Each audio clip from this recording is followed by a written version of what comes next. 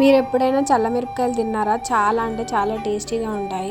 అవి చేయడం చాలా పెద్ద ప్రాసెస్ కావచ్చని చాలామంది చేసుకోరు, కానీ చాలా ఈజీగా మనం వాటిని చేసుకోవచ్చు. ఫస్ట్ మిరపకాయలని తీసుకొని వాటిని మంచిగా వాష్ చేసుకోవాలి.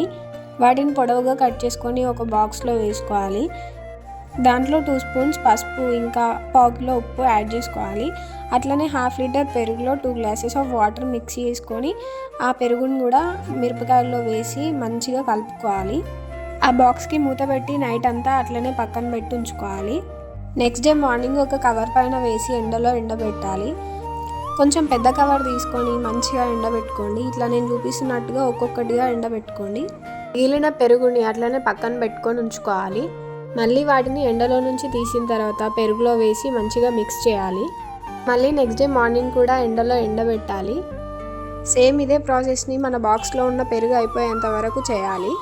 పెరుగు అయిపోయిన తర్వాత కూడా మళ్ళీ 2 డేస్ మిరపకాయల్ని ఎండబెట్టుకోవాలి.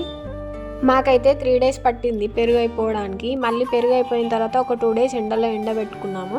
నేను ఫ్రై చేసి చూపించినవి ఇప్పటివి కాదు, లాస్ట్ టైం చేసినవి. మొత్తం ప్రాసెస్కి 5 డేస్ పడుతుంది, కానీ చాలా ఈజీగా చేసుకోవచ్చు. బయట మార్ట్స్లో దొరుకుతాయి, కానీ అవి ఇంత టేస్టీగా ఉండవు. ఇప్పుడు చేసినవి ఎలా వచ్చాయో అనేది నెక్స్ట్ వీడియోలో చూపిస్తాను. ఇలాంటి వీడియోస్ కోసం మన ఛానల్ మీద ఒక కన్నేసి ఉంచండి.